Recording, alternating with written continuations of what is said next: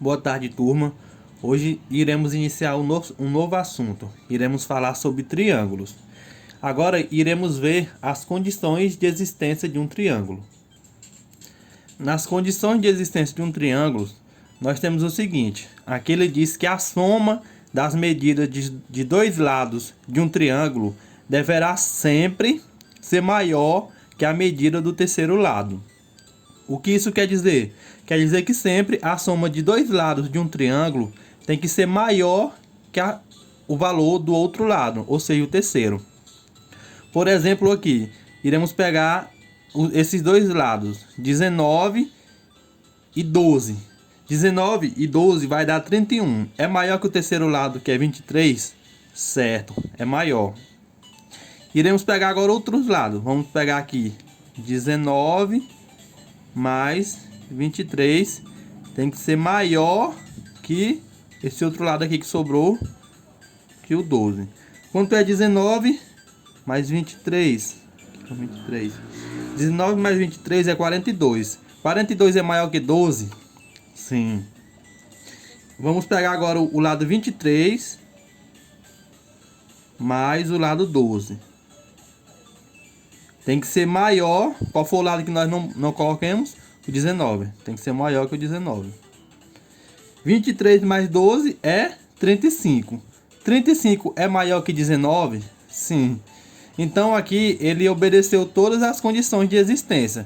Então aqui poderá haver um triângulo. Vamos ver aqui agora esse triângulo que cada lado tem 10 centímetros. Então, a soma da medida de dois lados tem que ser maior que a do terceiro. Então, consequentemente, 10 mais 10, o primeiro mais o segundo, os lados são iguais, tem que ser maior que o terceiro lado, 10. Aqui nesse lado, nesse triângulo, que por exemplo tem os lados iguais, sempre vai dar, a soma de dois lados sempre vai ser maior que o terceiro. Isso quer dizer que tem como haver um triângulo aqui. Eu vou desenhar para vocês agora um triângulo onde os três lados são iguais. Bem, aqui por exemplo, eu desenhei um triângulo onde os três lados são iguais. Cada lado aqui tem 5 centímetros. Mais na frente, iremos ver que um triângulo onde todos os seus lados são iguais, nós chamamos ele de um triângulo equilátero. Mas qual condição vai haver onde não vai poder existir a existência de um triângulo? Iremos ver agora nesse outro exemplo. Nesse outro exemplo aqui, temos um lado do triângulo que mede 8 centímetros, outro lado que mede 10 centímetros e outro lado que mede 20 centímetros. Iremos somar primeiro esses dois.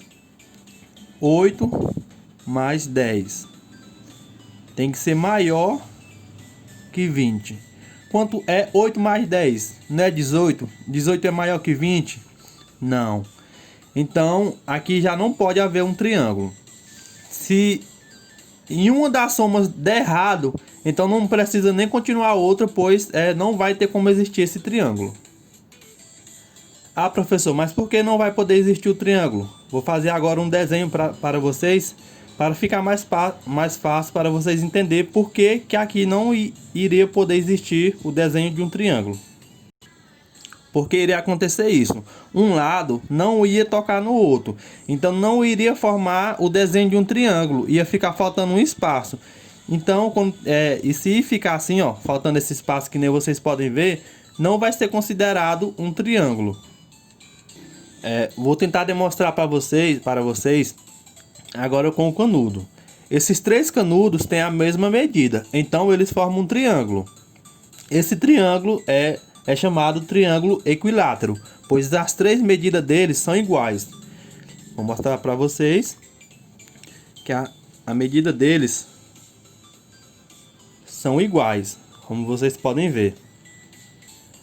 Ah, professor, mas por que se a soma de dois lados for menor que o terceiro, não dá para formar o triângulo? Vou fazer a experiência aqui agora para vocês. Esses dois canudos são do mesmo tamanho. Mas se eu cortar um pedaço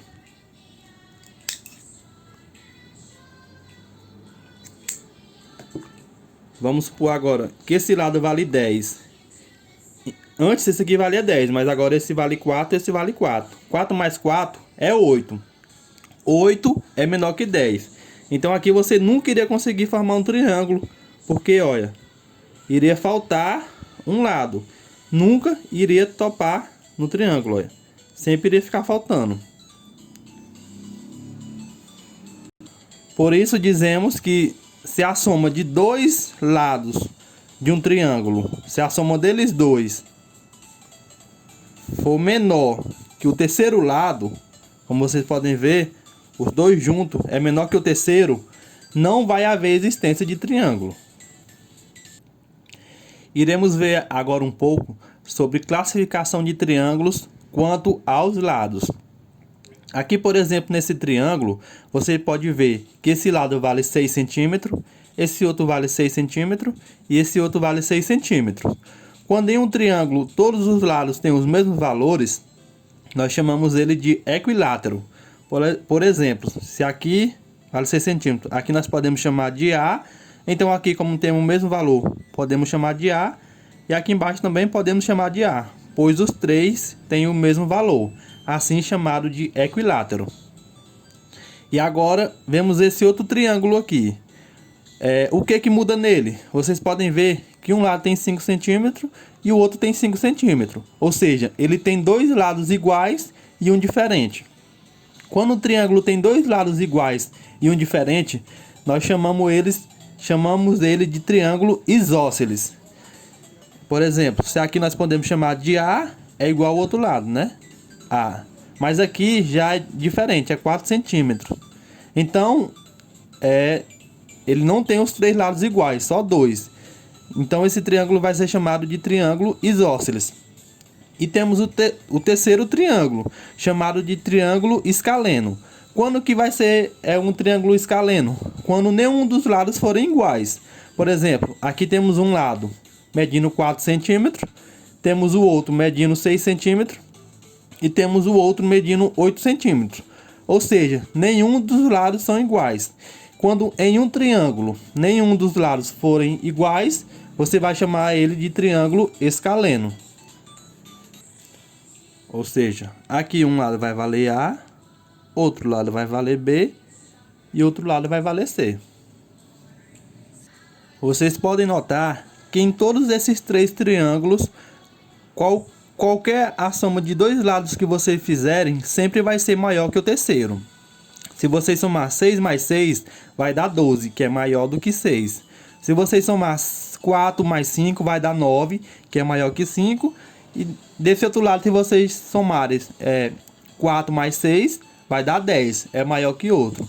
Por isso, são três triângulos. Se fosse, por exemplo, aqui 4 mais 2, ia ser 6, ia ser menor que 8. Então, esse desenho iria estar incompleto. Agora vamos ver a classificação quanto aos ângulos. Nós temos três tipos de classificação de triângulo. Temos o triângulo acutângulo, o triângulo retângulo e o triângulo obtusângulo. Quando que se dá um triângulo acutângulo? Quando os ângulos internos são menores que 90 graus, ou seja, nenhum dos três ângulos aqui de dentro vai ser maior que 90. Pode ver que esse vale 70, esse vale 60 e esse vale 50. E como eu já expliquei na outra aula, a soma de todos os ângulos internos de um triângulo tem que dar 180 graus. Então, quando os valores internos de um triângulo são menores que 90 graus, nós vamos chamar ele de triângulo acutângulo. E o triângulo retângulo? Como é que nós vamos saber quando o triângulo é retângulo? O triângulo retângulo é um dos triângulos mais conhecidos. Para observar que um triângulo é retângulo, ele sempre vai ter aqui como se fosse um desenho de um quadrado com uma bolotinha no meio. Vocês podem perceber.